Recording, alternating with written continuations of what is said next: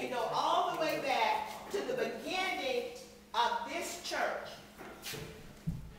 When our church first started, I'm just going to be moving around.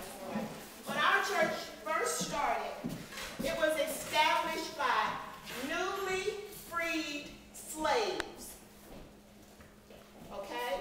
Our church was first established by newly freed slaves. The slaves were freed in 1863, I think that's right. Don't quote me on these dates, whatever. But the slaves were freed. Abraham Lincoln freed the slaves. So once they were freed, what do? Where do you go? Can you put yourself in that position? For all of your life, let's just say, let's take Caleb. Caleb, how old are you?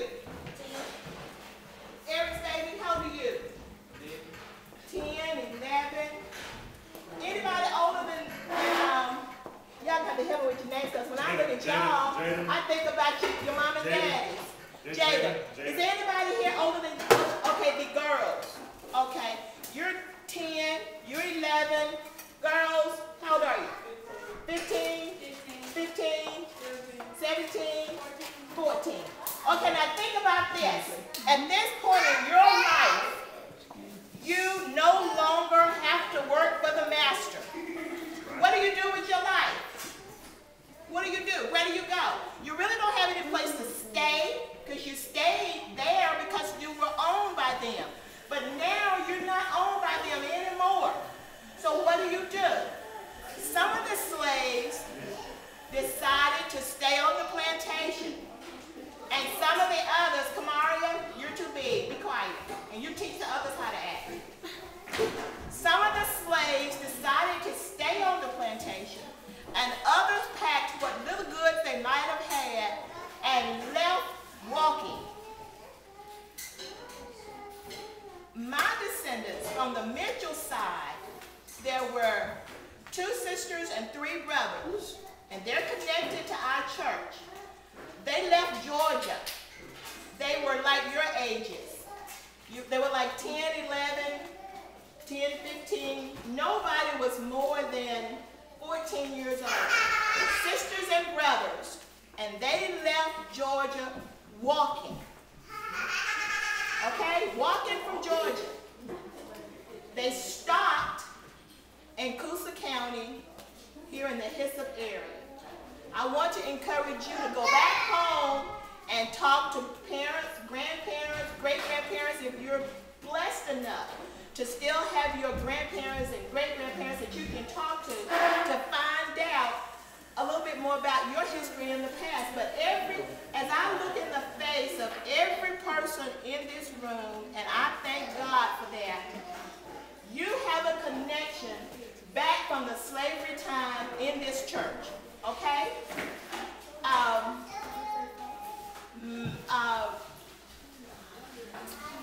Papa Joe, listen to me.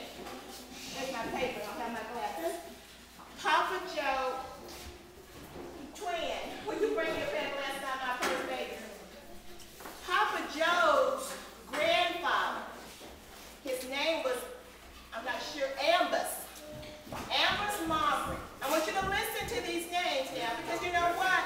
If you don't know your history, you don't know where you come from, how you know who you are? It's important. And you remember when the children of Israel during the Passover, and they were not killed. Everybody else in Egypt was killed, but the Lord spared them, and He told them to tell their children how the Lord brought them over. You know, how He parted the Red Sea, and they were able to cross over.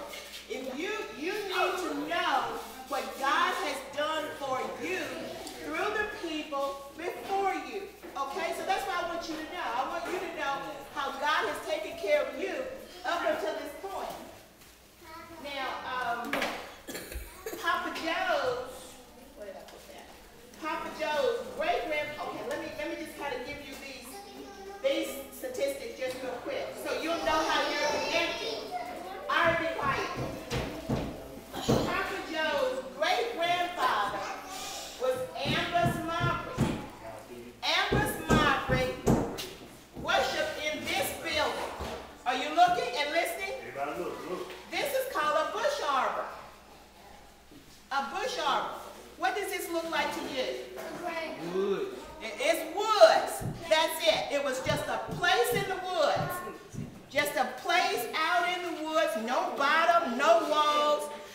trees grew over the area, and they found that place comfortable.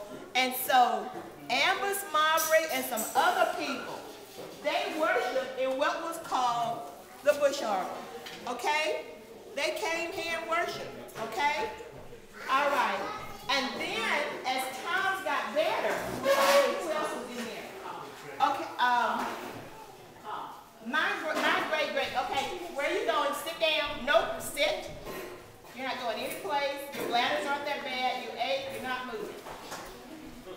So nobody gets up. Okay? All right. Stay just where you are. When they were freed, they needed to find a place to worship. They found a clean place in the woods, and that's where they worshiped. As times got better and the congregation started to grow, they needed another building. And this was the second building. Can you see how what's the right word? How primitive it is? Yes, can you see? It's a little bit better here. You start here, and then it's a little bit better here. But they were still worshiping and praising God. Okay? All right? As times got a little bit better, here we go right here. And see, at this point, these worship places didn't even have a name. The Bush Arbor and this building didn't have a name. All right? The next building was right here. Can you see this? It was a white building, and it had windows on each side and 2 doors on the front. All right? They built this building after they did this building. To the best that we can recollect, our history tells us that the name of this building, am I right? No, I'm not right. They called this right here was called Shiloh. Okay? This was called Shiloh. And then they built the next building. And when they built this building, my great-great-grandfather picked up a board and he wrote on it, "Our New Home." His name was Willie Mitchell. And that's how we got our name, Willie Mitchell. So Willie Mitchell's dad was one of the ones that walked from Georgia and worshiped in the Bush Arbor. His name was July. All right, now in this building right here, the first pastor, as best that we can tell, was named Joe Leonard. That's right, Joe Leonard. Now, he was Mr. Levi's, not Joe, I'm sorry, Jack Leonard. Joe came later. Jack Leonard. That was Mr. Levi's great-great-grandfather, the first pastor. Okay? I want you to remember these things. That was his great-great-grandfather, and it was called Our New Home. This was Shiloh, and then we had the Bush Arbor. Now this church, you know what that road is behind the cemetery over there? This church faced that road. That was the main highway. Highway is, you want to call it, for coming this way. But this church faced that road, and it was white, and the windows were trimmed in yellow, and the 2 doors on the front. So it was called, that's the beginning of New Home. Now, as times continue to go on, this is the building that I remember, right here. This building was right up on the hill. This building was right up on the hill. It was just a block building. We didn't have indoor plumbing. There was no indoor plumbing. We had to go outside to the potty. Okay? It's all right. You know, you do what you got to do. Even like now, you need to know how to adapt to whatever your situation is and then improve on it as you go on. But this building was a block building, and it had 2 entrances from the side, and it had several pastors prior to mine coming into it. Let me see if I can give you some of those. Ooh, Lord have mercy, it's hot. Reverend Boone, Reverend Cole, Reverend Joe McKinney. Joe McKinney was Miss Simmons. Hey, Pastor. Joe McKinney was Miss Simmons' grandfather. He was one of the pastors of this church. He was in this church, no, this church right here. This church right here, Reverend Joe McKinney. So what I want you to understand is that every last, when I think I could, okay, now, with the guidance girls, you all were connected to the Mitchells. You were connected to the Mitchells. So when the Mitchells came in right here, that's where it put you in. Your granddad, your father. Did you see his picture up here? Okay, did you see your auntie up there? Okay, you saw her. So all of you have a heritage, you have a connection to this church. So it's important that you learn what your connection is. The number one connection is, can somebody turn the lights off for me? Turn those lights off for me. Dwayne, will you turn those lights off for me? Eric, will you turn that light on for me?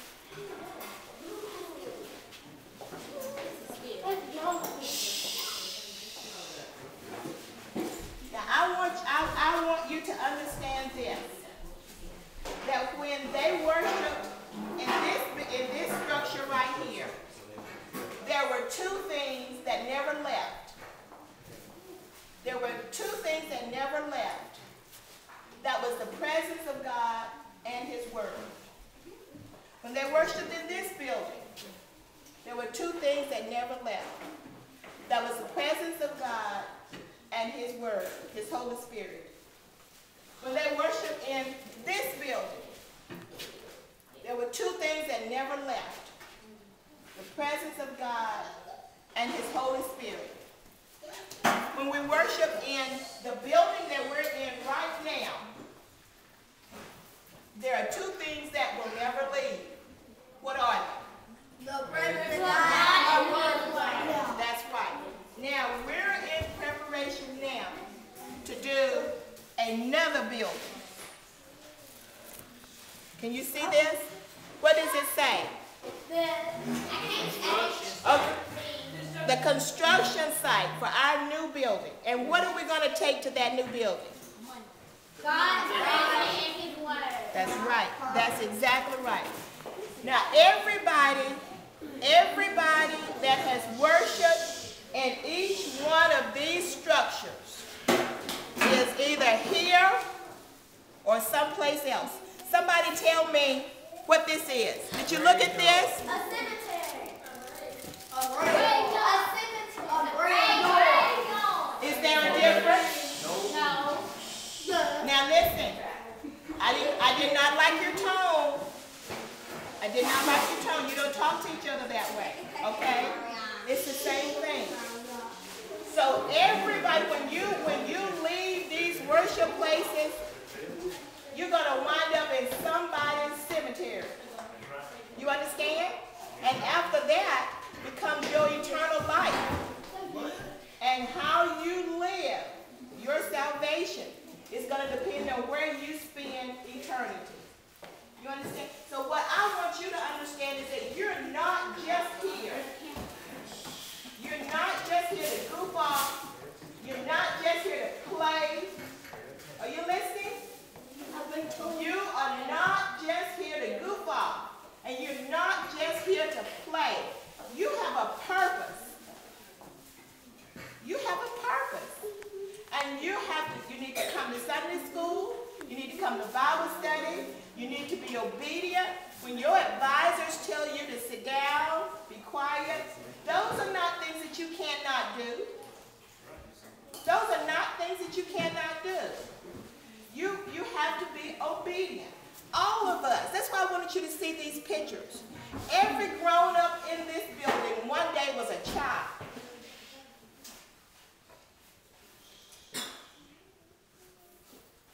Every grown-up in this building children one day was a child. You need to practice now being obedient. When you're told to do these things, you decide whether you want to or not. And obedience is better than sacrifice. When they tell you to sit down and be quiet, you do that. God is watching you. And you're going to grow up one day to be leaders in this church or some other church. I pray you'll be in the church. Or you're going to be grown-ups one day, period. And you need to know how to conduct yourself. Are you listening? Are you listening? Yes, ma'am. Eric was in Sunbeam when he was much younger. Twin, Ronald. They were all little one time. I was little one time. Did you see the picture of me? Yes, ma'am. Did you see that picture of me? Everybody grows up. And you have to practice good behavior now. Is it hard to do as you're told? No, ma'am. Well, then why don't I see you doing it? So Miss Nanny should never have to come upstairs all frustrated because she's been down here telling you to sit down and be quiet over and over and over and over again. You don't have to be that way. You do not have to be that way. And you shouldn't act that way, period. But especially at church. Are you listening? Then I expect to see an improvement in your behavior. Pastor Todd teaches us you should be listening to those sermons. Okay, I should not see you playing. And don't bring your toys to church. Don't bring your toys to church. Don't bring your toys to church. Church is not a place that you come to play with your toys. And it doesn't matter whether it's a little toy or a big toy, big girls, grown-ups. Don't bring your toys to church. But I wanted you to understand that you're special people. First of all, that you're special because God made you. And that you're special to me because you're part of my family, because we're all connected here at this church. And it's important to me that you learn how to behave and that you learn your history, that you know what your physical connection is to this church. Papa Joe and Miss Lily, you all don't remember them, but your parents do, and your great-grandparents, and your grandparents do. They were here before you, and the majority of you are descendants of them, and they were humble people. They were good people. And your parents were obedient children. Your parents were obedient children. How do I know? Because I was here with them. They were obedient children. That's how I know you can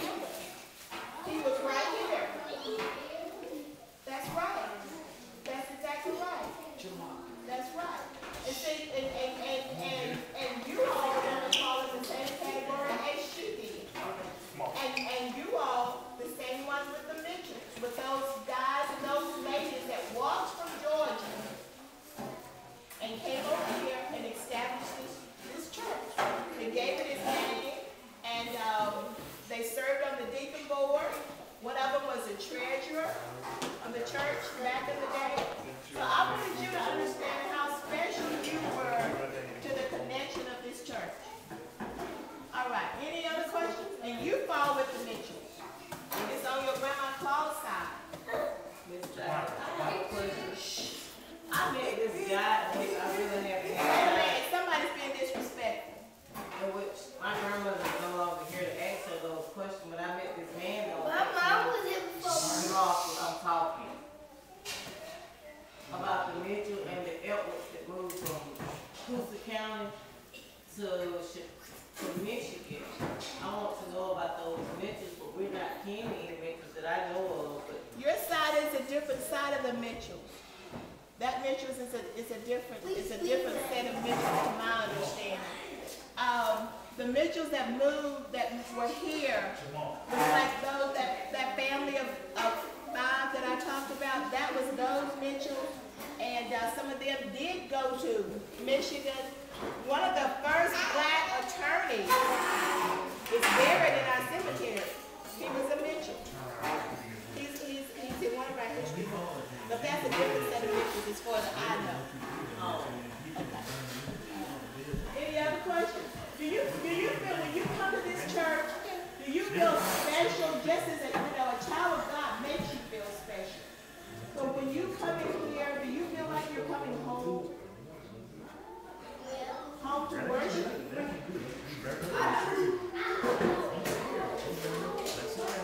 Any other questions? Let's see what Nadia has to say. Your grandmother's grandmother. Yes. Your grandmother's grandmother did come here. It was your grandmother's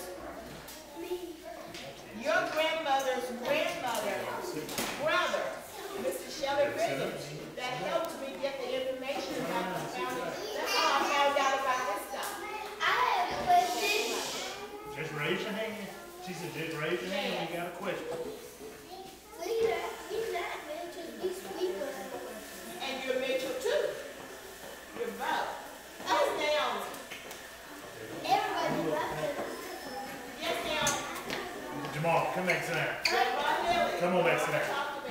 Okay, now listen. I want y'all to come up here. Come up here. Everybody sit down.